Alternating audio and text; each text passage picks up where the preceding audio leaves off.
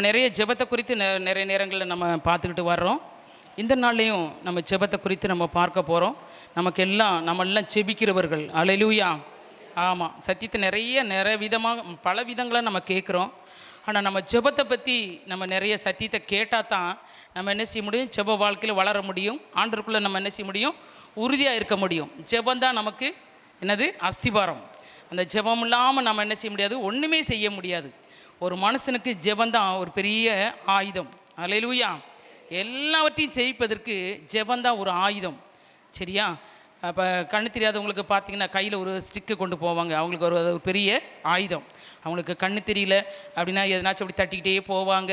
அங்கே போய் ஏன்னாச்சும் கல்லு அது இது என்னாச்சும் இருந்துச்சுன்னா எடுத்து விட்டுட்டு, இல்லை தடுத்துச்சுன்னா அப்படி நின்று அவங்களுக்கு ஒரு ஆபத்து வராதபடி என்ன செய்கிறது, அது பாதுகாக்கிறதுக்காக வேண்டி கண்ணு தெரியாதவங்க என்ன கையில் ஒரு குச்சி வச்சுருப்பாங்க. அது உங்களுக்கு ஒரு பெரிய ஆயுதமாக தெரியும். அதே போல் தான் நம்மளும் கூட இந்த பூமியில் பிசாசன் எத்தனையோ காரியங்களில் நம்ம கண்ணை குருடாக்கி வச்சுருக்கிறான். அப்படி தானே? அப்படி குருடாக்கி வச்சிருக்கிற அவனுக்கு முன்னாடி நமக்கு ஒரு ஆயுதம் வேணும். அல்லேலூயா. ஆமாம், அந்த ஆயுதம் என்னென்னா ஜெப ஆயுதம். அப்போ ஜெபத்திற்கு முதலாவது எதிரியாக நிற்பவன் யார்? பிசாசு. சரியா? அப்போ அந்த பிசாசை துரத்தணும் அப்படின்னா நம்ம கையில் ஒரு ஆயுதம் இருக்கணும். அப்போ அந்த ஆயுதம் என்ன அப்படின்னு சொல்லி பார்க்கும்போது தான் அது ஜெபம். அல்லேலூயா. அப்போ நம்ம ஜெபத்தில் பல விதங்கள் இருக்கிறது. சரியா? இன்றைக்கி நம்ம பார்க்க போது மன்றாட்டு ஜெபம்.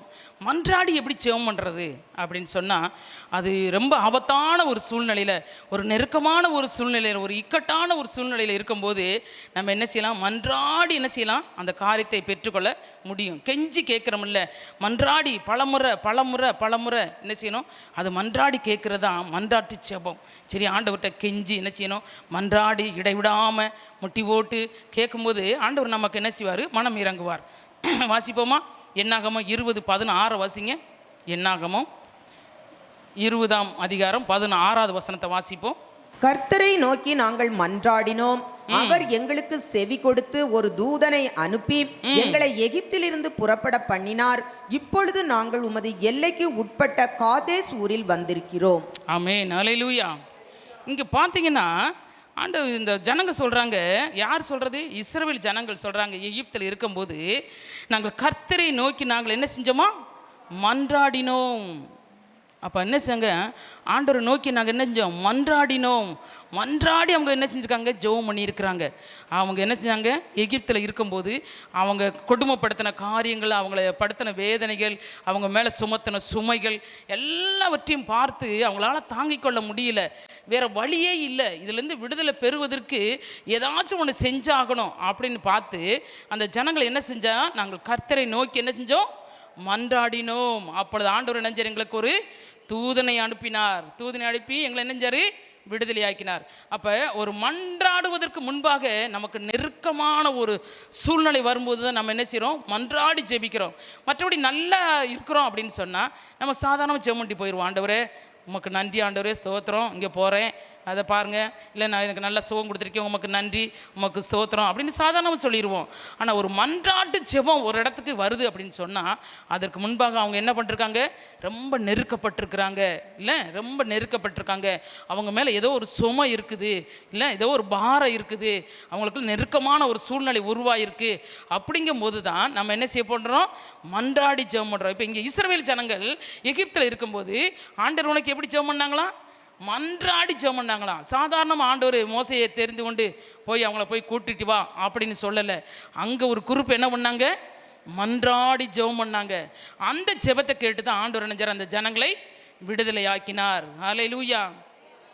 அதுக்கடுத்து பார்த்தீங்கன்னா இன்னொரு ஜெபத்தை நம்ம பார்க்கலாம். ஒருத்தர் ஜெபம் பண்ணார். ஆதியாகமம் 18:22 வாசிப்போமா?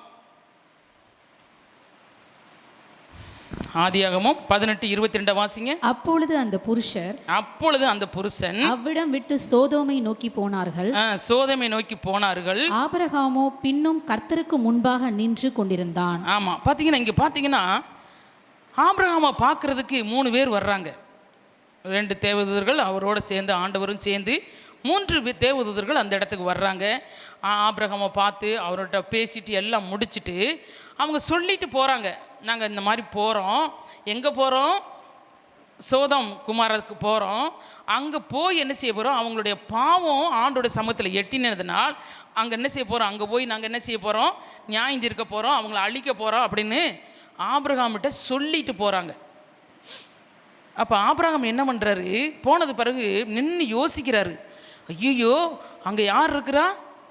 ஆமாம், தன்னுடைய லோத்து தன் சகோதரனுடைய மகன் அங்கே இருக்கானே, அவன் அங்கே தானே தேர்ந்தெடுத்துக்கிட்டு போனான் அப்படின்னு சொல்லி யோசனை பண்ணிட்டு உடனே என்ன செய்கிறான், ஆண்டவர்கிட்ட பேசுகிறான். அப்பொழுது அந்த புருஷர் அவ்விடம் விட்டு சோதோமை நோக்கி போனார்கள். ஆபிரகாமோ நின்று கர்த்தருக்கு முன்பாக நின்று கொண்டிருந்தான்.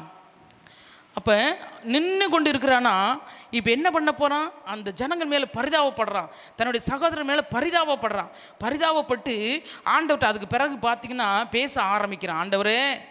ஆண்டவரே நீங்கள் என்ன செய்வீங்க, 10 நீதிமான் 20 நீதிமான் அப்படியே கொஞ்சம் கொஞ்சமாக கேட்டுட்டு வர்றாரு. இருந்தால் அழிப்பீங்களா ஆண்டவரே அப்படின்னு சொல்லி. அப்போ ஆண்டவருக்கு தெரிஞ்சுக்கிருச்சு இவன் யாருக்காக பரிதாபப்படுறான், யாருக்காக இவன் மன்றாடுறான் அப்படின்னு தெரிஞ்சுக்கிருச்சு. கடைசியில் ஆண்டவர் என்ன சொன்னார், 10 நீதிமான் கலந்தாலும் என்ன செய்ய மாட்டேன், அழிக்க மாட்டேன் அப்படின்னு சொல்லி ஆண்டவர் முடிக்கிறார். அப்போ அதுக்கு பிறகு தான் ஆபிரகாமுக்கு ஒரு பெரிய சந்தோஷம். சரி, ஆண்டவர் என்ன செய்வார், 10 நீதிமான் இருந்தால் கூட அழிக்க மாட்டார் அப்படின்னு இவனுடைய பரிதாபத்தை கண்டு, இவனுடைய வேண்டுதலை கண்டு, இவருடைய மன்றாட்டை கண்டு தான் ஆண்டவர் இணைஞ்சாருமா அந்த தேவதர்கள் 2 பேரும் லோத்து குடும்பத்துக்கு இணைஞ்சார், அனுப்பி விட்டார். அது மாத்திரமில்லை, லோத்து அங்கே ஒரு நீதிமானாக தான் இருந்தான். சரியா? அப்போ அவங்க என்னஞ்சாங்க, கணவனை மனைவியை ஒரு தேவதன் பிடிச்சிக்கிட்டான், 2 பிள்ளைகளை ஒரு தேவதன் பிடிச்சிக்கிட்டான். 2 பேர் என்னஞ்சாங்க, இழுத்து கொண்டு போய் வெளியே கொண்டு போய் விட்டுட்டாங்க. அந்த அழிவிலேருந்து அவங்களை காப்பாற்றினாங்க. அப்போ ஒரு அழிவிலேருந்து காப்பாற்றப்படுவதற்கு நமக்கு என்ன ஜெபம் வேணும், ஒரு மன்றாட்டு ஜெபம் வேணும், ஒரு பரிதபிக்கிற ஒரு ஜெபம் வேணும். ஆபிரகாம் அப்படி தான் நின்று பரிதபிச்சார் ஆண்டவர் முன்னாடி. ஆண்டவரே உங்களை அழிச்சிடாதீங்க, எத்தனை நீதிமன்றம் தான் அந்த இடத்த அழிக்க மாட்டீங்க அப்படின்னு வரிசையாக கேட்குறாரு. அவர் கேட்கறதுக்கு முன்னாடி, ஆண்டவரே நீங்கள் கோவிச்சிடாதீங்க ஆண்டவரே, நான் கேட்குறேன்னு நீங்கள் வருத்தப்படாதீங்க ஆண்டவரே, என் மேலே கோபமாக ஆயிராதீங்க ஆண்டவரே அப்படின்னு சொல்லி ஆண்டவர் ஆபிரகாம்கிட்ட சிநேகிதனை போல பேசுவார், மோசையிட்ட பேசுவார். ஆனாலும் இங்கே பார்த்தீங்கன்னா பரிதாபப்பட்டு அவன் மேலே இறக்க வச்சு இந்த ஆபிரகாம் இணைஞ்சற ஆண்டவருக்கு முன்னாடி நின்று பேசிக்கொண்டே இருக்கிறான். நீங்களும் நானும் நம்ம குடும்பத்தில் இருக்காங்க ஆண்டவர்கிட்ட பேசுகிறீங்களா? ஆண்டவரே இப்படி அழிஞ்சு போய்கிட்டு இருக்கான், குடிச்சு என் கணவன் அழிஞ்சு போய்கிட்டு இருக்கான், என் தம்பி அழிஞ்சு போயிட்டு இருக்கான், என் அண்ணன் அழிஞ்சு போய்கிட்டு இருக்கான், எப்போ ஆண்டவரே மனம் இறங்குவீங்க, இவனை மீட்க மாட்டீங்களா, இவன் அழிஞ்சு போக போகிறானே, இவன் நரகத்துக்கு போக போகிறானே, வீணா போக போகிறானே அப்படின்னு நீங்கள் அழுகுறீங்களா ஆண்டவர் முன்னாடி நின்று? ஆண்டவர் அதை தான் இங்கே சொல்லி வச்சிருக்கிறார். நம்ம என்ன செய்யணும், அழுது செபிக்கிறவர்களாய், பரிதபித்து செபிக்கிறவர்களாய், மன்றாடி செபிக்கிறவர்களாய் காணப்பட வேண்டும். அப்படி செய்யும்போது தான் ஆண்டவர் அந்த ஜெபத்துக்கு பதில் கொடுக்குறாருமா, அந்த ஜெபத்துக்கு பதில் கொடுக்குறாரு. ஜனங்க நினைஞ்சாங்க, நெருக்கப்பட்டு ஒடுக்கப்பட்டு சுமந்த போது இஸ்ரவேல் ஜனங்கள் மன்றாடினார்கள், தேவன் அவர்களை விடுதலை ஆக்கினார். இங்கே பார்த்தீங்கன்னா ஆபிரகாம் பரிதாபப்பட்டு ஆண்டவர்கிட்ட கெஞ்சுறாரு. ஆண்டவர் நினைஞ்சாரு, லோத்து குடும்பத்தை நினைஞ்சாரு, விடுதலை ஆக்கினார், காப்பாற்றினார். சரியா? நம்மளும் நம்ம குடும்பத்திற்காக, நம்ம பட்டணத்துக்காக, நீ பட்டணத்துக்கு செபிக்கலன்னா பரவாயில்ல, உன்னுடைய இனபந்துகள், உன்னுடைய குடும்பத்தை சேர்ந்தவங்க, பின்வாங்கி போனவங்க, வாலிப பிள்ளைங்க, பெண் பிள்ளைங்க, ஆண் பிள்ளைங்க, குடிச்சு வீணாங்கிறப்பா, செல்லுக்கு வீணாக போகிறாங்க, எத்தனையோ காரியங்கள் அடிமையாக கிடக்குறாங்க. அதுலேருந்து விடுதலை பெறணும்னா உன்னுடைய ஜெபம் ஆபிரகாமுடைய ஜெபத்தை போல இருக்க வேண்டும். ஹல்லேலூயா. ஆமாம், அப்படி ஜெபம் பண்ணாதான் அந்த ஆத்மாவை நீ மீட்டுக்கொள்ள முடியும். உன்னுடைய சாதாரண ஜெபமெல்லாம் பத்தாது. சரியா? அப்படி நம்ம ஜெபிக்கிறவர்களாய் காணப்பட வேண்டும். அதே யாத்ராகமம் 32ஆம் அதிகாரம் 13வது வசனத்தை வாசிப்போமா? உமது தாசராகிய ஆபிரகாமையும் ஈசாக்கையும் இஸ்ரவேலையும் நினைத்தருளும். ஆமா, இங்க பாத்தீங்கன்னா ஜனங்களை அழிக்கிறதுக்கு ஆண்டவர் நிற்கிறாரு. அப்ப அவர் சொல்றாரு, ஆண்டவரே, யார் பேசுறது இங்கே? மோசே பேசுகிறாரு. ஜனங்களை அழிக்கிறதுக்கு ஆண்டவர் நிற்கிறாரு. ஜனங்க மேலே கோவப்பட்டு என்ன செய்கிறாரு, நிற்கிறாரு. அப்போ அவர் சொல்கிறாரு, ஆண்டவரே, யார்? மோசே பேசுகிறாரு, நீங்கள் ஆபிரகாமுக்கு, ஈசாக்குக்கு, யாக்கோபுக்கெல்லாம் நீங்கள் வாக்கு பண்ணீங்கல்ல, எல்லாரையும் கூட்டு போய் என்ன செய்வேன், அந்த பாலும் தேனும் ஓடுகிற தேசத்தில் கொண்டு போய் விடுவேன்னு சொன்னீங்களே ஆண்டவரே, அப்படிப்பட்ட ஜனங்களை ஏன் ஆண்டவரை அழிக்க போகிறீங்க? எப்படி கேட்குறாரு? அது யாரை சொல்லி காட்டி கொடுக்குறாரு? ஆபிரகாமு, ஈசாக்கு, யாக்கோப்பு, அவங்களுக்கு ஆண்டவர் வாக்கு பண்ணது. அது மோசே என்ன சொல்கிறாரு, இங்கே சொல்லி கேட்குறாரு ஆண்டவர்கிட்ட, நீங்கள் இப்படிலாம் சொன்னீங்களே ஆண்டவரே, அந்த ஜனங்க தானே இவங்க, ஏன் அழிக்க போகிறீங்க, அவங்க மேலே பரிதாபம் கொள்ளுங்க ஆண்டவரே, அவங்க மேலே இரக்கம் கொள்ளுங்க ஆண்டவரே அப்படின்னு சொல்லிட்டு கெஞ்சி கேட்குறாரு, பரிதாபப்பட்டு கேட்குறாரு. 14வது வசனத்தை வாசிமா. அப்பொழுது கர்த்தர் தமது ஜனங்களுக்கு செய்ய நினைத்த தீங்கை ஆமா, இவன் கெஞ்சினதுனால, அவன் சுட்டி காட்டினதுனால, வாக்கு தத்தங்களை சொன்னதுனால ஆண்டவர் இங்கே என்னஞ்சாரு, அவங்க மேலே கொண்டு வர போகிற தீங்கை என்னஞ்சாரு, செய்யாமல் என்னஞ்சிட்டாரு, பரிதாபப்பட்டார். ஆண்டவர் என்னஞ்சாரு, எப்படின்னா என்ன பண்ணாரு, அப்பொழுது கர்த்தர் தமது ஜனங்களுக்கு செய்ய நினைத்த தீங்கை செய்யாதபடி அவங்க மேலே என்னஞ்சாராம், பரிதாபப்பட்டாராம். அல்லேலூயா. நீங்களும் நானும் அப்படி சொல்கிறோமா? ஆண்டவர் நமக்கு வாக்கு பண்ணியிருக்கிறாரு, நம்ம குடும்பத்துக்கு கொடுத்துருப்பாரு வாக்கு தத்துவம். இதே வேத வசனத்தை நம்மளும் தானே எடுத்துருக்குறோம். ஆண்டவர் ஆபிரகாமுக்கு, ஈசாக்குக்கு, யாக்கோபுக்கு சொன்ன அதே வாக்கு தத்துவம் நம்மளுடைய வாழ்க்கையில் நிறைவேறாதா? நமக்கு தானே அது சொல்லியிருக்கு. அப்போ நம்ம ஆண்டவர்கிட்ட அப்படி சொல்லி ஜெபம் பண்ணக்கூடாதா? ஜெபம் பண்ணணும். மோசே ஜெபம் பண்ணார் அந்த மாதிரி.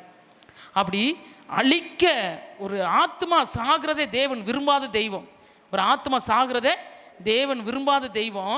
அதனாலதான் மோசேக்கு அதெல்லாம் தெரிஞ்சுதான் போய் சொல்லி கேட்குறாரு, ஆண்டவரே இப்படிலாம் நீங்கள் சொன்னீங்களே ஆண்டவரே, இப்படிலாம் செய்வேன்னு சொல்லிட்டு இன்னைக்கு இந்த ஜனங்களை அழிக்கிறதுக்கு வந்திருக்கீங்களே, வேணாம் ஆண்டவரே, அவங்க குற்றத்தெல்லாம் மன்னிச்சிருங்க, அவங்க குறையெல்லாம் மறந்துடுங்க ஆண்டவரே அப்படின்னு சொல்லி கெஞ்சி கேட்குறாரு.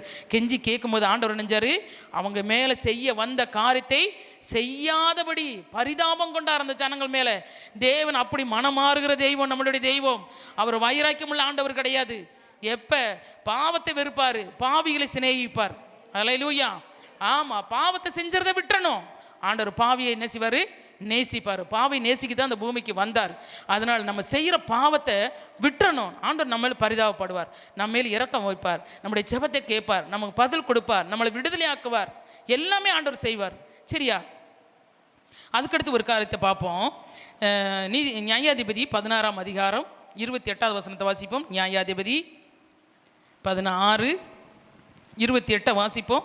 அப்பொழுது சிம்சோன் கர்த்தரை நோக்கி கூப்பிட்டு, கர்த்தராகிய ஆண்டவரே, நான் என் 2 கண்களுக்காக ஒரே தீர்வையாய் பெலிஸ்தர் கையிலே பழிவாங்கும்படிக்கு இந்த ஒரு விசை மாத்திரம் என்னை நினைத்தருளும் தேவனே, பலப்படுத்தும் என்று சொல்லி.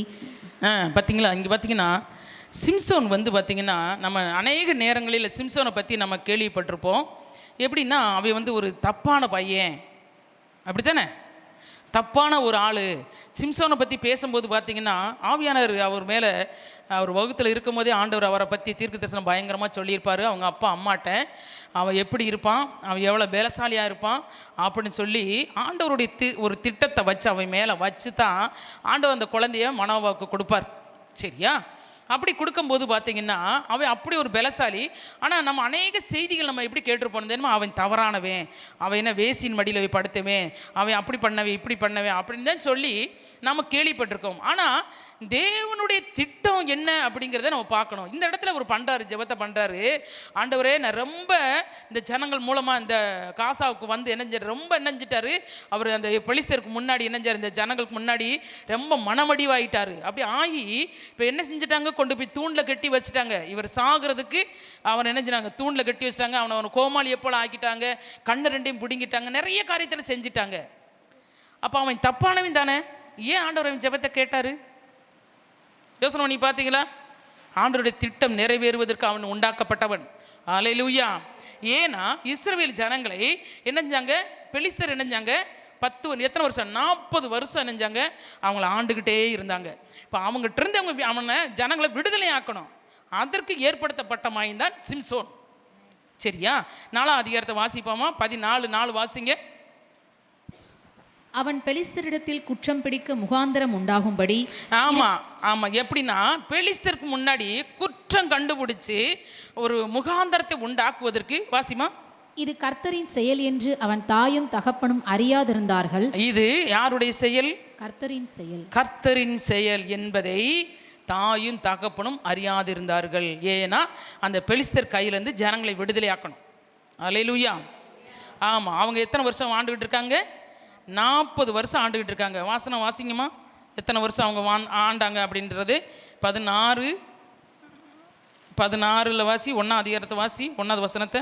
பின்பு சிம்சோன் காசாவுக்கு போய் இல்லை, அந்த 40 வருஷம் அவங்களுக்கு அடிமைத்தனத்தில் இருந்தது. 13வது 1வது வசனத்தை வாசி. 13ஆம் அதிகாரம் 1ஆம் வசனம். இஸ்ரவேல் புத்திரர் மறுபடியும் கர்த்தரின் பார்வைக்கு பொல்லாப்பானதை செய்தபடியால் கர்த்தர் அவர்களை 40 வருஷம் அளவும் பெலிஸ்தர் கையில் ஒப்பு கொடுத்தார். அல்லேலூயா. அவங்க பொல்லாப்பு ஆண்டவருக்கு விரோதமாக பாவம் செஞ்சு செஞ்சு செஞ்சு இப்படியே இருந்ததுனால தான் ஆண்டவர் நினைஞ்சாரு அந்த பெலிஸ்தர் கையில் 40 வருஷம் மறுபடியும் இந்த ஜனங்க என்ன இஸ்ரவேல் ஜனங்களை ஆண்டவர் ஒப்பு கொடுத்துட்டாரு. இப்போ அந்த ஜனங்களை விடுதலை ஆக்கணும், அதுக்கு ஒரு ஆள் வேணும். சரியா? அதற்கு ஏற்பட்ட மகன் தான் சிம்சோன். அல்லேலூயா. ஆண்டவருடைய திட்டத்தின்படி செயலின்படி அந்த மகனை கொண்டு வந்து கொடுத்து என்ன செஞ்சிட்டாரு? ஆண்டவர் அந்த மகனை கொண்டு வர்றப்ப தான் அப்படி அவருடைய திட்டத்தில் வந்த பையனால தான் இங்கே அவன் ஜெபம் பண்ணுறான், ஆண்டவரே இந்த ஒரு விஷயம் மாத்திரம் என்னை நினைத்தருளும். அல்லேலூயா. இந்த ஒரு விஷயம் மாத்திரம் என்ன செய்யும்? நினைத்தரும். என் சத்துருக்களோடு என்ன செய்யணும்? நான் ஃபுல்லாக என்ன செய்யணும்? அழிஞ்சு போன இவர்கள் எல்லாம் என்ன செய்யணும்? ஒரே தீர்வையாக நான் தீர்த்து இவங்களை கொன்று ஆண்டவரே இந்த ஒரு விஷயம் என்னை நினைத்தருளுங்க அப்படின்னு சொன்ன உடனே ஆண்டவர் நினைஞ்சார், பலமாய் அவன் மேலே இறங்கினார்.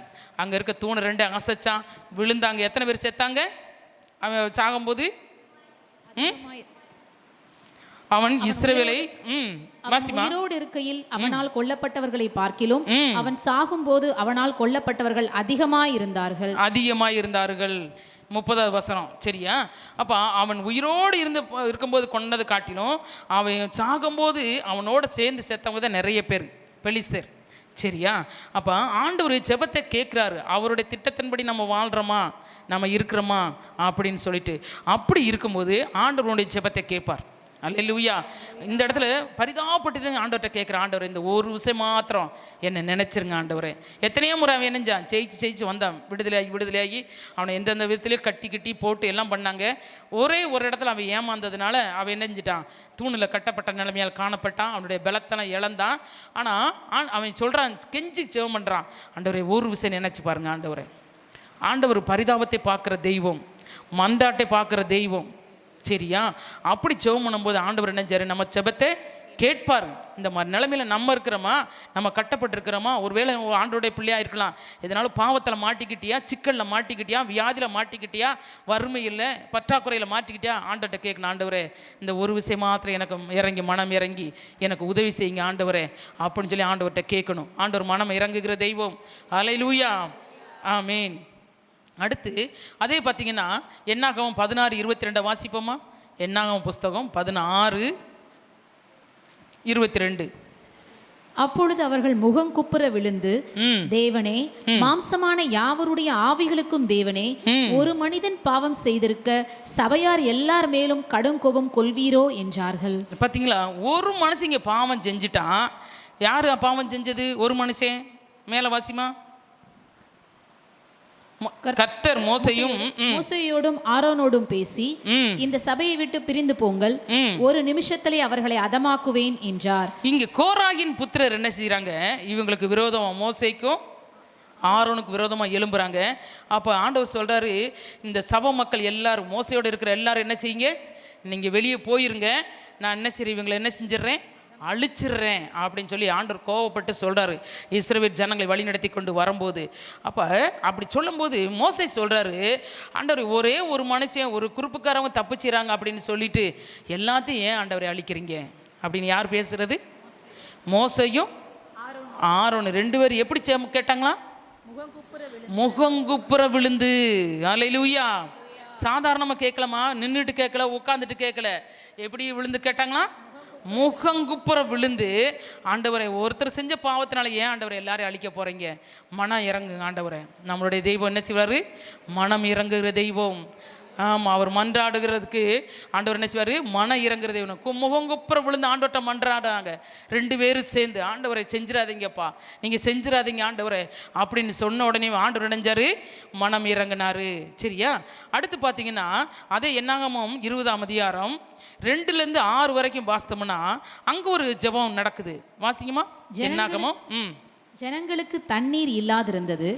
அப்பொழுது அவர்கள் மோசேக்கும் ஆரோனுக்கும் விரோதமாக கூட்டம் கூடினார்கள். பார்த்தீங்களா, இங்கேயும் கூட பார்த்தீங்கன்னா தண்ணி இல்லை, நாங்கள் அங்கே இருந்தோம், நாங்கள் நல்லா இருந்திருப்போம், நாங்கள் செத்து போயிடுவோம், நாங்கள் இங்கே கொண்டு வந்து எங்கள் வனாந்தரத்தில் எங்களை சாகடிக்கிறீங்க, எங்களுக்கு தண்ணி இல்லை, எங்கள் மிருகங்களுக்கும் தண்ணி இல்லை அப்படின்னு சொல்லி இந்த ஜனங்க முறுமுறுத்த போது இங்கேயும் பார்த்தீங்கன்னா மோசேயும் ஆரோன் என்ன செஞ்சாங்களா, முகங்குப்புற விழுந்து எப்படி ஜெபம் பண்ணாங்களா, முகங்குப்புற விழுந்து மன்றாடி ஜெபம் பண்ணாங்களாம். மிருகங்களுக்கும் தனக்கும் தண்ணி இல்லை அப்படின்னு சொல்லிட்டு சொன்ன உடனேவும் அவங்க என்ன செஞ்சாங்களா, 6வது வசனத்தை வாசிமா. அப்பொழுது மோசேயும் ஆரோனும் சபையாரை விட்டு ஆசரிப்பு கூடார வாசலில் போய் முகங்குப்புற விழுந்தார்கள். பார்த்தீங்களா எப்படி காரியத்துக்கெல்லாம். அப்போ எவ்வளோ உங்களுக்கு ஒரு நெருக்கம் வந்திருந்தா அப்படி முகங்குப்புற விழுந்து ஆரோனும் மோசையும் ஜெபம் பண்ணுவாங்க. சாதாரணமாக முகங்குப்புற விழ முடியாதுமா, அது நம்ம ஒரு கடமைக்கா ஆண்டவர்கிட்ட மூங்கப்புற விழுந்து ஜெபம் பண்ணோம் அப்படின்னு நினச்சா நம்ம விழுந்து ஜெபம் பண்ணுவோம். அப்படின்னு அப்படி ஒரு சூழ்நிலை வரும்போது ஜெபிக்கிறதுனா அப்போ அவங்களுக்கு எப்படி ஒரு நெருக்கம் வந்திருக்கும் பாருங்க. அப்படி ஒரு நெருக்கம் வரும்போது தான் அவங்க முகங்குப்புற விழுந்து என்ன செஞ்சாங்க, ஆரோனும் மோசையும் ஜெபம் பண்ணாங்க.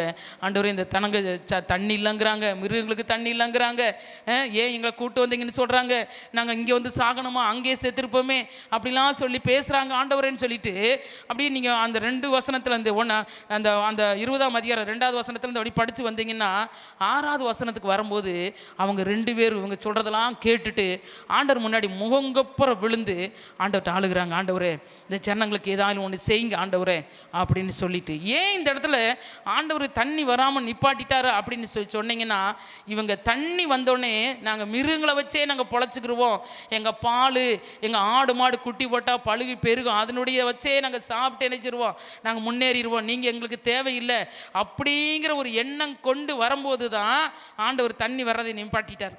அல்லேலூயா. என்னைக்கு நமக்கு எல்லாம் இருக்குது, எனக்கு எல்லாம் இருக்குது, எனக்கு ஆண்டவர் தேவையில்லை, எனக்கு போதுமானபடிக்கு எனக்கு எல்லாம் இருக்குது, எனக்கு எதுக்கு ஆண்டவர் வேணும், நல்ல வருமானம் இருக்குது, நல்ல வீடு இருக்குது, நல்ல மனைவி இருக்குது, நல்ல பிள்ளை இருக்குது, நல்ல சொத்து இருக்குது, சொகம் இருக்குது, தினந்தோறும் நல்லா சாப்பிட்றோம், நல்லா உடுத்துகிறோம் அப்படின்னு நீங்கள் என்னைக்கு சொல்கிறீங்களோ அன்னைக்கு ஆண்டவர் கொடுக்க வேண்டிய மெயினான காரியத்தை என்ன செஞ்சிருவார், நிப்பாட்டி வச்சிருவார். ஆண்டவர் அதுக்கெல்லாம் என்ன செய்வார், எதிர்த்து நிற்பார். எல்லாம் இருந்து எனக்கு ஒன்றுமே இல்லை ஆண்டவரை நீங்கள் தான் அப்படின்னு சொல்லும் போது ஆண்டவர் நமக்கு முன்னாடி வந்து நிற்பார். அல்லேலூயா. இங்கே இந்த ஜனங்க அப்படித்தான் பண்ணாங்க. ஆண்டவர் அழகாக நடத்தி கொண்டு வந்தார். 40 வருஷம் ஆண்டவர் கூட்டிட்டு வர்றாருன்னா அவங்க செருப்பு அவங்க தச்சு கொண்டு வந்தாங்களாமா? யோசனை பண்ணி பாருங்க. செருப்பு அப்படி மாற்றி மாற்றி போட்டிருக்காங்க. எல்லாம் கடை இருந்துச்சா? துணி அப்படியே தச்சு போடுறதுக்கு எல்லாம் டெய்லர் கடை இருந்துச்சா? இல்லை துணி கடை தான் இருந்துச்சா? 40 வயசு அவங்க அங்கே கிளம்பும் போது, 40 வருஷத்துக்கு முன்னாடி கிளம்பும் போது ஒரு குழந்தை பிறந்திருக்கும். இவங்க எகிப்துக்குள்ள வரும்போது, பாலும் தேனும் ஓடுகிற தேசத்துக்குள்ள வரும்போது அந்த வயசு எத்தனை இருக்கா? 40 வயசு. அப்போ அவங்களுக்கு பேண்ட் சட்டையில் எங்கேருந்து கிடச்சிச்சு, வேஸ்ட் எங்கே கிடந்து கிடச்சிச்சு? அப்படி வழி நடத்தி கொண்டு வந்த ஆண்டவரை அவங்க என்ன செய்கிறது தெரியுமா, பரீட்சை பார்க்குறது. அவங்க என்ன செய்கிறது, திமிரா பேசுறது. ஆண்டவர் கேட்கும் போதெல்லாம் கொடுத்தாரு. ஏன்னா ஜனங்களை அவர் நேசித்துட்டாரு. இந்த ஜனங்க எனக்கு வேணும்னு பிரித்து எடுத்துட்டாரு. அதனால் ஆண்டவர் எல்லா விதத்துலையும் அவங்களுக்கு விட்டு கொடுத்து அவங்க பாவங்களை மன்னிச்சு ஆண்டவர் அற்புதங்களை செஞ்சு கொண்டே வந்தார். சரியா? இங்கேயும் பார்த்தீங்கன்னா இப்படித்தான் பண்ணுறாங்க. அப்போ மோசையும் ஆண்டவரை போல் ஒரு இருதயம் உள்ள மனுஷன் தான் சொல்ல முடியும். இப்போ மோசை கூட கோவம் வரணும் தானே, சாதாரண மனுஷன் தானே இல்லை? அப்போ தண்ணி இல்லைங்கும் போது ஆண்டவர் ஒரு இடத்துல பேச சொல்கிறார், ஒரு இடத்துல அடிக்க சொல்கிறாரு. அப்போ கூட கோவம் வந்து என்ன செஞ்சிருப்பார், மோசே அடிச்சிருந்திருப்பார். ஏன்னா இந்த ஜனங்க அவ்வளோ வேதனை உண்டாக்குற ஜனங்கள், அப்படி வேதனைப்படுத்தின ஜனங்கள், ஆண்டவருடைய அற்புதத்தை பார்த்து ருசித்தவங்க தான். வானத்திலேருந்து இறங்கி வர்ற சாப்பாடை சாப்பிட்டவங்கம்மா இன்னைக்கு நமக்கு வருமா சொல்லுங்க பாப்போம்? இல்லை. வானத்திலேருந்து வந்த மன்னாவை சாப்பிட்ட அந்த ஜனங்க தான் ஆண்டவருக்கு விரோதமாக எழும்பி நிற்கிறாங்க. அது அந்த எழும்பி நிற்கிற காரியத்தில் அவங்களுக்கு உதவியாக இருக்க முடியாது, அவங்கள விடுதலை பண்ண முடியாத மோசையும் ஆரோனும் என்ன செய்கிறோம், முகங்குப்புற விழுந்து ஆண்டவர்கிட்ட பரிதபிக்கிறாங்க, ஜெபம் பண்ணுறாங்க. ஆண்டவர் மனம் இறங்குறாரு. இன்றைக்கி நீங்களும் நானும் நம்முடைய வீட்டில், நம்ம குடும்பத்தில், நம்ம சபையில், நம்ம சபை மக்கள் என்ன ரட்சிக்கப்பட்டவங்க, வெளியே ஊழியக்காரவங்க செய்கிற பாவங்களை நினச்சி, தவறுகளை நினச்சி நம்ம அப்படி அழுகிறோமா, ஆண்டவர்கிட்ட அப்படி விழுந்து கிடக்கிறோமா? ஆண்டவரே அழிச்சிடாதீங்க, உடைய ஜனங்க, உடைய பிள்ளைகள், ஒரு நாளத்தில் உடைய பிள்ளையாக வாழ்ந்தவங்க இன்றைக்கி வீணாக போகிறாங்க, அழிஞ்சு போகிறாங்க, அப்படி செஞ்சிடாதீங்க ஆண்டவரே அப்படின்னு சொல்லிட்டு நம்ம மோசையை போல ஆரோனை போல ஜெபிக்கிறவர்களாய் காணப்பட வேண்டும். அல்லேலூயா. ஆமாம், நம்ம சாதாரணமாக இருக்கக்கூடாது, மன்றாடி ஜெபிக்கணும். சரியா? அதுக்கடுத்து உபாகமம் 19:19 வாசிப்போமா? உபாகமம் கர்த்தர் 9:19. கர்த்தர் உங்களை அழிக்கும்படி உங்கள் மேல் கொண்டிருந்த கோபத்திற்கும் உக்கிரத்திற்கும் பயந்திருந்தேன். கர்த்தர் அந்த முறையும் என் மன்றாட்டை கேட்டார். பார்த்தீங்களா, அந்த இடத்துல பாருங்க, ஆண்டவர்கிட்ட சொல்றாங்க என்ன, மறுபடியும் வாசிமா. கர்த்தர் உங்களை அழிக்கும்படி உங்கள் மேல் கொண்டிருந்த கோபத்திற்கும் உக்கிரத்திற்கும் பயந்திருந்தேன். கர்த்தர் அந்த முறையும் என் மன்றாட்டை கேட்டார். இங்க யார் சொல்றது? மோசேயும் ஆரோனும் தான். இந்த இடத்துலையும் கூட பார்த்தீங்கன்னா பேசுறாங்க, ஆண்டவர் உங்க மேல அவ்வளவு கோபமும் உக்கிரத்தையும் இணைஞ்சாரு வச்சிருந்தாரு. ஆனாலும் நான் நினைச்சேன், அந்த முறையை என்ன செய்ய மன்றாடி நான் ஜெபம் பண்ணேன், ஆண்டவர் என் ஜெபத்தை கேட்டாரு, உங்களை என்ன செஞ்சாரு, விடுதலையாக்கினாரு. அதே 9:20 வாசிமா. ஆரோன் மேலும் கர்த்தர் மிகவும் கோபம் கொண்டு அவனை அழிக்க வேண்டும் என்றிருந்தார். அப்பொழுது ஆரோனுக்காகவும் விண்ணப்பம் பண்ணினேன். இங்க மோசே சொல்றாரு, நான் என்ன செஞ்சேன், ஆரோனுக்காகவும் விண்ணப்பம் பண்ணினேன். ஏன்னா இவங்க நினைஞ்சாங்க, ஜனங்களுக்கு பக்கமாக போய் ஆரோன் நினைஞ்சாரு, ஒரு ஆசாரியனை இருக்க வேண்டிய கண்ணு கொடியை செஞ்சு விக்கிர ஆராதனை செஞ்சு அவங்களோட சேர்ந்து கொண்டாட்டம் போட்டவன் தான். அப்போ ஆண்டவர் நினைஞ்சாரு, ஆரோனையும் அழிக்கிறதுக்கு ஆண்டவர் எத்தனைப்பட்டார். அப்போ மோசே சொல்கிறாரு, அவனுக்காக நான் மன்றாடினேன். இப்போ மோசையை போல நீங்களும் நானும் ஒரு திறப்பிலே நிற்கிறவர்களாய் காணப்பட வேண்டுமா? அல்லேலூயா. ஆமாம், அப்படி நம்ம ஜெபம் பண்ணும்போது நம்ம அநேக காரியங்களிலிருந்து விடுதலை பெற முடியும். நம்ம இழந்து போன ஜனங்களை நம்ம என்ன செய்ய முடியும், மீண்டும் பெற்றுக்கொள்ள முடியும். அப்போ நீங்களும் நானும் யாரை போல இருக்கணும், ஒரு மோசையை போல இருக்கணும். அல்லேலூயா. மோசே எப்படி அந்த ஜனங்களுக்காக அந்த 40 வருஷம் அவர்களை வனாந்தரத்தில் நடத்தி கொண்டு வரும்போது, மோசே அந்த ஜனங்களுக்காக எந்த நேரத்தில் பாருங்க எப்படிலாம் செபித்து அந்த ஜனங்களை என்ன செய்கிறான், விடுதலையாக்குறான். இன்னைக்கு பாண்டிச்சேரியில் எத்தனை சாராய கடை திறந்திருக்குமா, எத்தனை கல்லு கடை திறந்திருக்கு, எத்தனை பாரு பீர் கடை, பிராந்தி கடை, எல்லா கடையும் திறந்திருக்கு. எதுக்கு தெரியுமா? நீங்களும் நானும் மோசையை போல முகங்குப்புற விழுந்து மன்றாடி செபிக்கணும். இந்த கடன் நிமித்தமாக எத்தனை ஆண்டு வரை வாலிபர்கள் அழிஞ்சு போகிறாங்க, எத்தனை குடும்ப தலைவன் அழிஞ்சு போகிறான், குடும்ப தலைவிகள் அழிஞ்சு போகிறாங்க ஆண்டவரே, எத்தனை பெண் பிள்ளைகள் அழிஞ்சு போகிறாங்க, எத்தனை பேர் வெளியிலேருந்து உள்ளே வந்து என்ன செய்கிறாங்க, பாவம் செஞ்சுட்டு போகிறாங்க ஆண்டவரே. இதை நாங்கள் எப்படி பார்த்து கொண்டு இருக்க முடியும்? அப்பா ஜெபம் பண்ணுறோமா, கண்ணீர் வடிக்கிறோமா? பாண்டிச்சேரி மருவம் ஆகணும்னு ஜெபம் பண்ண வந்திருக்காங்களே, ஒரு கூட்டம் ஜெபம் பண்ணுறாங்களே, அவங்களோட சேர்ந்து ஜெபம் பண்ண நீங்கள் வந்திருக்கீங்களா? சொல்லுங்க பார்ப்போம், வந்திருக்கிறோமா? எப்படி நம்ம திறப்பில் நிற்கிறேன்னு சொல்ல முடியும்? இந்த மோசே பார்த்தீங்கன்னா, நீங்கள் இந்த 4 ஆகமத்திலையும் ஒரு ஆகமத்தை விட்டுருங்க, ஆபிரகாம் போயிடுவார். அதுக்கடுத்து யாத்திராகமத்திலேருந்து உபாகம் வரைக்கும் நீங்கள் வாசித்து பாருங்களேன். மோசே இந்த ஜனங்களுக்காக எப்படி பரிதபிக்கிறாரு, எப்படி பாவம் கொள்கிறாரு, எப்படி ஆண்டவர்கிட்ட கெஞ்சுறாரு, எப்படி அவங்கள விடுதலை ஆக்கிறதுக்கு அவர் படுற பாடு என்ன அப்படின்னு. இன்னைக்கு ரட்சிக்கப்பட்ட நீங்களும் நானும் ஒரு மோசையை போல எழும்புறோமா? ஒரு மோசையை போல் நம்ம எழும்பி ஜெபம் பண்ணுறோமா? சொல்லுங்க பார்ப்போம். இல்லை, நம்ம ஜெபம் பண்ணுறது இல்லை. சரியா? 127 நாடுகளுக்கு ராணியாக இருந்த எஸ்தர் தன்னுடைய காரியங்கள்லாம் ஒதுக்கி வைத்து விட்டு ஜனங்கள் அழிவதை விரும்பாதபடி அல்லும் பகலும் 3 நாள் என்ன செஞ்சா, உபவாசம் இருந்தால் ஒன்றுமே குடிக்கல. அப்போ அவளும் எப்படி கிடந்திருப்பா, மூங்கப்புறம் விழுந்து கிடந்திருப்பா ஆண்டவரோட சமூகத்தில். அதனால தான் அந்த இஸ்ரவேல் ஜனங்களை, யூத ஜனங்களை ஆண்டவர் நினைஞ்சாரு, ஒரே ஒரு ஜெபத்தினால, ஒரே ஒரு மகளுடைய ஜெபத்தினால முழு யூதர்களையும் என்ன செஞ்சார், ஆண்டவர் காப்பாற்றினார். அல்லேலூயா.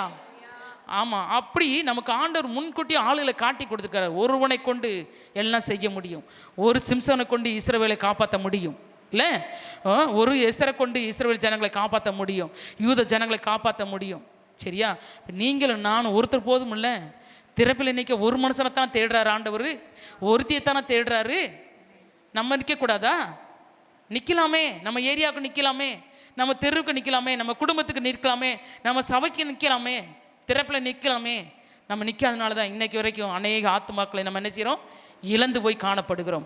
அப்படி இல்லாதவளுக்கு ஆண்டவர்கிட்ட சொல்லுவோம், ஆண்டவரே நாங்கள் திறப்பில் நிற்கிறவர்களாய் காணப்பட வேண்டும். கடைசியாக நம்ம வாஸ்தவன சங்கீத பகுதியை எடுத்துக்கொள்வோம். 106 சங்கீதத்தை எடுத்துக்கொள்ளுங்க.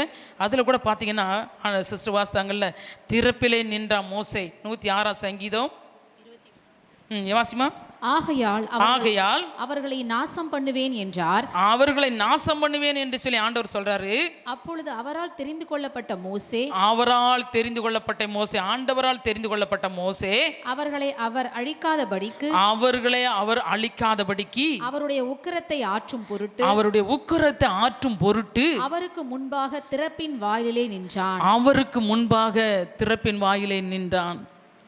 ஆண்டவர் நிற்கிறான், மோசே நிற்கிறான். ஆண்டவரே அழிச்சிடாதீங்க, நீங்கள் தான் ஆண்டவர் என்னையும் தெரிஞ்சு கொண்டீங்க, இந்த ஜனங்களை நீங்கள் தானே ஆண்டவர் தெரிந்து கொண்டீங்க, ஏன் அழிக்க போகிறீங்க ஆண்டவரே? அப்படி உக்கிர கோபத்தை என்ன செய்யுங்க, நீங்கள் மாற்றிடுங்க ஆண்டவரே அப்படின்னு சொல்லி எங்கே நிற்கிறான்?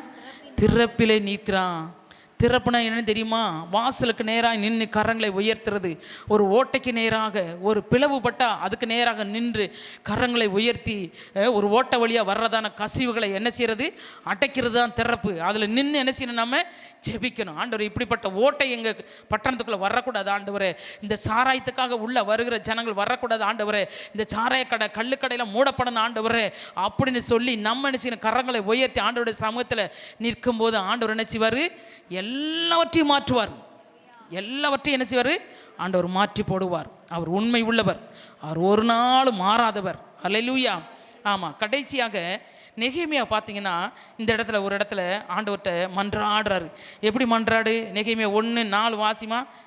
நெகேமியா 1:4 வாசிங்க. இந்த வார்த்தைகளை கேட்டபோது நான் உட்கார்ந்து அழுது சில நாளாய் துக்கித்து. எந்த வார்த்தையை கேட்ட பொழுது? மேல வாசிங்க. என் சகோதரில் ஒருவனாகிய ஆனானியும் வேறே சில மனுஷரும் யூதாவிலிருந்து வந்தார்கள். அவர்களிடத்தில் நான் சிறையிருப்பில் மீந்து தப்பின யூதரின் செய்தியையும் எருசலேமின் செய்தியையும் விசாரித்தேன். அதற்கு அவர்கள், சிறையிருப்பில் மீந்திருக்கிறவர்கள் மூணாவது வசனம் வாசிக்கிறாங்க கேளுங்க. அதற்கு அவர்கள், அந்த தேசத்திலே மகா தீங்கையும் நிந்தையையும் அனுபவிக்கிறார்கள். எருசலேமின் அலங்கம் இடிப்பட்டதும் அதன் வாசல்கள் அக்கினியினால் சுட்டெரிக்கப்பட்டதுமாய் கிடக்கிறது என்றார்கள். ஆமென். போதும். இந்த இடத்துல பார்த்தீங்கன்னா இந்த நெகேமியா என்னன்னா, சிறைப்பட்டு போனவங்களுடைய சிறையிலேருந்து விடுதலையாகி எருசலேமுக்குள்ள போயிட்டாங்க. சரியா? அங்கே போனவங்க எப்படி இருக்காங்கன்னா, அங்கேருந்து வந்தவங்ககிட்ட நெகேமியா கேட்குறாரு. இவர் எங்கே இருக்கிறாரு? சூசான் அரண்மனையில் இருக்கிறார். சரியா? அங்கே இருந்துட்டு கேட்குறாரு, அங்கே இருக்கிற நிலைமை எப்படி இருக்குது, எருசலேம் நகரம் எப்படி இருக்குது அப்படின்னு சொல்லி கேட்கும்போது அங்கேருந்து வந்தவங்க சொல்கிறாங்க, சிறைப்பட்டு இங்கேருந்து விடுதலையாகி போனவங்க ரொம்ப கஷ்டப்படுறாங்க, ரொம்ப வறுமையில் நிந்தைகளையும் அவமானத்தையும் அனுபவிச்சு கொண்டு இருக்கிறாங்க. ஆனால் ஒரு காரியம் என்னென்னா, அலங்கம் இடிக்கப்பட்டு போய் கிடக்குது. எருசலேமின் அலங்கம் இடிக்கப்பட்டு போயிருக்கிறது. அதனுடைய வாசல் எப்படி இருக்குதா? அக்கினியினால் சுட்டரிக்கப்பட்டிருக்கிறது அப்படின்னு சொன்ன உடனேவும் அந்த நெகேமியாவுக்கு பாரம் அவனை அழுத்தினது. அந்த எருசலேம் பட்டணத்தை குறித்த பாரம் அப்படியே அவனை அழுத்திருச்சு. அப்படியே உட்காந்து என்னஞ்சானா, சில நாளாய், 4வது வசனத்தை வாசிக்கும் போது நமக்கே அழுக வரும். அதை வாசிக்கும் போது என்ன செஞ்சானா, சில நாளாய் துக்கித்து உபவாசம் பண்ணி என்ன செஞ்சானா, ஆண்டவர் சமூகத்தில் மன்றாடி என்ன செஞ்சான்? அழுதான். இன்னைக்கு நம்ம கூட அப்படித்தாமா இருக்கணும். சில நாளாய் துக்கித்து அழுதுகிறதுக்கு எதுக்கு தெரியுமா? நம்முடைய ஆலயம் கூட கட்டப்படாமல் கிடக்கல, நம்முடைய அலங்கம் கூட அப்படித்தானே இருக்குது, நம்முடைய வாசல் கூட அப்படித்தானே இருக்குது இல்லை? நம்ம அதுக்காண்டி அழுதுருக்கிறோமா? சில நாள் ஆண்டவர், எவ்வளோ நாள் ஆண்டவரே இந்த கம்பி இப்படியே இருக்கும் ஆண்டவரே, எவ்வளோ நாள் துருப்பிடிச்ச நிலைமையிலே இருக்கும் ஆண்டவரே, இதற்கு ஒரு வழிவாசல் இல்லையே ஆண்டவரே, இதை எப்போ ஆண்டவரை நீங்கள் செஞ்சு முடிப்பீங்க? நம்ம கேட்டிருக்கோம் ஆண்டவர்கிட்ட அழுது? சொல்லுங்க பார்ப்போம். எருசலேமின் அலங்கம் சுவர் இடிக்கப்பட்டிருக்குது, அந்த வாசல் உள்ளே நுழைகிறதான வாசல் என்ன செய்யுது? சுட்டரிக்கப்பட்டிருக்கிறது அப்படின்னு கேள்விப்பட்ட உடனேவும் என்ன செஞ்சான்? நெகேமியா அழுதான். இந்த பகுதி மீதியெல்லாம் போய் வீட்டில் போய் வாசிங்க. ஃபுல்லாக வாசிக்கும் போது அழுகதே வரும், வேறு ஒன்றும் வராது. சரியா? அவன் இந்த எருசலேம் மேல் வச்சிருந்த பற்றுதல், பாசம், ஜனங்கள் மேல் வச்சுருந்தது, தேவாலயத்தை மேல் வச்சுருந்ததான பாசம் அங்கே வெளிப்படும். சரியா? நம்ம ஆண்டவர்னு சொல்லி பிரியமாக இருக்கிறோம்னு சொல்லிட்டு நம்ம ஆலயங்காட்ட பணிக்காக எத்தனை பேர் நீங்கள் அழுது ஜெபம் பண்ணியிருக்கீங்க, எத்தனை பேர் அழுகாமல் இருக்கிறீங்க அப்படிங்கிறது இந்த நெகேமியா புஸ்தகத்தை நீங்கள் வாசித்து பாருங்கள், உங்களுக்கு தெரியும் நம்ம எப்படிலாம் ஜெபிக்கணும் அப்படின்றது குறித்து. சரியா? நம்ம என்ன செய்கிறோம்? மன்றாடி செபிக்கிறவர்களாய், ஜனங்களுக்காக போராடி செபிக்கிறவர்களாய், பரிதாபப்பட்டு செபிக்கிறவர்களாய், கெஞ்சி செபிக்கிறவர்களாய் நம்ம என்ன செய்யணும்? ஒவ்வொரு நாளும் நாம் மாற வேண்டியவர்களாய் காணப்படுகிறோம். எல்லாரும் எழுந்து நிற்கலாமா? எழுந்து நின்று ஆண்டவர் நோக்கி பார்க்கலாமா? ஆண்டவரே, எங்களுடைய ஜெபங்கள்லாம் எப்படி இருக்கிறது ஆண்டவரே? நாங்கள் செபிக்கிற ஜெபம், எங்களுடைய விண்ணப்பங்கள்லாம் மன்றாடி நாங்கள் செபிக்கிறோமா? ஜனங்களுக்காக பரிதாபப்பட்டு நாங்கள் செபிக்கிறோமா? ஆண்டவரே, இந்த ஒரு விஷயம் மாத்திரம் நினைத்தருளும் என்று சொல்லி நாங்கள் செபிக்கிறோமா? ஆண்டவரே, இது தேவனுடைய திட்டம் என்பதை புரிந்து கொண்டு நாங்கள் செபிக்கிறோமா? இல்லை ஆண்டவரே, இல்லை ஆண்டவரே. மோசேயும் ஆரோனை போல் ஆண்டவரே நாங்கள் முகங்கொப்பர விழுந்து செபிக்கிறவர்களாக எங்களை மாற்றி இருக்கிறோமா? இல்லை ஆண்டவரே, இல்லை ஆண்டவரே. ஜனங்களுடைய ஆண்டவரே கோபத்தின் நிமித்தமாய், அவங்களுடைய பாவத்தின் நிமித்தமாக அவர்கள் மேல் வைத்திருக்கிற உக்கிர கோபத்தை நீர் மாற்ற வேண்டும் என்று சொல்லி மோசே தன்னுடைய அண்ணன் ஆரோனுக்காகவும் ஜனங்களுக்காக அழுது செபித்தானே, அதுபோல நீங்களும் நானும் நம்ம சபைக்காக, சபையில் இருக்க மக்களுக்காக, லீடர்ஸுக்காக ஊழியம் சரியாக நடக்கலையே என்று சொல்லி நம்ம அழுது ஜெபம் பண்ணி இருக்கிறோமா? நம்ம எல்லாம் செபிக்கிறவர்களாய் வந்திருக்கிறோமே. நம்ம ஜெபந்தான நமக்கு ஒரு பெரிய ஆயுதம். இப்படிப்பட்ட காரியங்களை உடை தெரியும்படியாக, நம்ம முழங்கால் யாவும் முடங்கும்படியாக, நம்ம கண்ணீர்கள் யார் சிந்தப்படும்படியாக மன்றாடி ஆண்டவரை புரண்டு அழுது செபித்து பெருமூச்சு விட்டு அழுகையோடு கண்ணீரோடு செபிக்கிறவர்களை நம்ம ஒவ்வொருவரையும் நம்மளை ஆண்டவர் மாற்றி இருக்கிறார். நம்ம செஞ்சிருக்கிறோமா அந்த காரியத்தில்? இந்த மாதிரி காரியத்தில் தேவனுடைய சமூகத்தில் முழங்கால் படிட்டு கெஞ்சி அழுது ஜெபம் பண்ணியிருக்கிறோமா? இல்லையே, இல்லையே. ஆண்டவர்கிட்ட இந்த நாளில் சொல்லுவோம், ஆண்டவரே, இப்படிப்பட்ட காரியங்களை நாங்கள் கேட்டோமே ராஜா. நாங்கள் ஆண்டவரே வரும் நாட்களில் ராஜா எங்கள் கூட பிறந்தவங்க அழிந்து போகிறாங்க ஆண்டவரே, எங்கள் சொந்த வந்து அழிந்து போகிறாங்க ஆண்டவரே. அவர்களுக்காக அழுது ஆண்டவரே அழுது செபிக்கணும் ஆண்டவரே. எங்களோடு வந்த ஜனங்கள் ஆண்டவரே, எங்கள் சபையில் இருந்த ஜனங்கள் ஆண்டவரே, அப்பா பின்மாற்றத்தில் போய் வெளியே போயிட்டாங்க. அவர்களுக்காக நாங்கள் அழுகிறவர்களாய் காணப்படணும் ஆண்டவரே. ஆண்டவரே, ஆரோனை போல ஊழியர் செய்தவர்கள் ஊழியர் செய்யாதபடி இருக்காங்க ஆண்டவரே. அவர்களுக்காக நாங்கள் அழுது செபிக்கணும் ஆண்டவரே. எங்கள் ஆலயம் ஆண்டவரை கட்டப்படாத நிலைமையில காணப்படுகிறது. அதற்காக அழுது புலம்பெயர்களாய் நாங்கள் ஜெபிக்கணுமே ஆண்டவரே. தேவனுடைய திட்டம் என்ன என்பதை அறிந்து கொண்டு புரிந்து கொண்டு ஆண்டவரே, அதற்காக ஆண்டவரை எங்களை ஒப்பு கொடுத்தவர்களாய் நாங்கள் ஜெபிக்கணும் ஆண்டவரே. ஆண்டவரே, சிம்சோன் செபித்தானே, இந்த ஒரு விஷயம் மாத்திரம் என்னை நினைத்தருளும் என்று சொல்லி ஆண்டவரே உண்மையில் இறக்க வைத்து இறங்கின ஆவியானவர் ஆண்டவரை எங்களையும் கூட கர்த்தாவே எங்களை ஒரு விஷயம் நினைத்து எங்களை ஊழியத்தில் பயன்படுத்துங்க ஆண்டவரே. எங்களுடைய காரியங்கள் எல்லாம் ஆண்டவரே உமக்கு பிரியமானதாக இருக்கணும் ஆண்டவரே. நாங்கள் அப்படியாக நாங்கள் செபிக்கிறவர்களாய் எங்களை ஒப்பு கொடுக்கிற ராஜா. இஸ்ரவேல் ஜனங்கள் ஆண்டவரே மன்றாடி செபித்த போது, கர்த்தரை நோக்கி மன்றாடின போது அந்த ஜனங்களை விடுதலை ஆக்கினீங்களே ஆண்டவரே. அந்த ஜனங்களை விடுதலையாக்க தூதனை அனுப்புனீங்களே ஆண்டவரே. எங்களுடைய ஜெபங்களை கேட்டு ஆண்டவரே எங்களுக்கும் பதில் செய்கிற தெய்வம் ஆண்டவரே. இந்த நாளில் நீர் இறங்கி வருவீர் ஆண்டவரே. எங்கள் மத்தியில் இறங்கி வருவீர் ஆண்டவரே. எங்கள் விண்ணப்பங்களுக்கெல்லாம் பதில் தருவீர் ஆண்டவரே. எங்கள் வேண்டுதலுக்கு பதில் தருவீர். எங்கள் மன்றாட்டுக்கு பதில் தருவீர் ஆண்டவரே.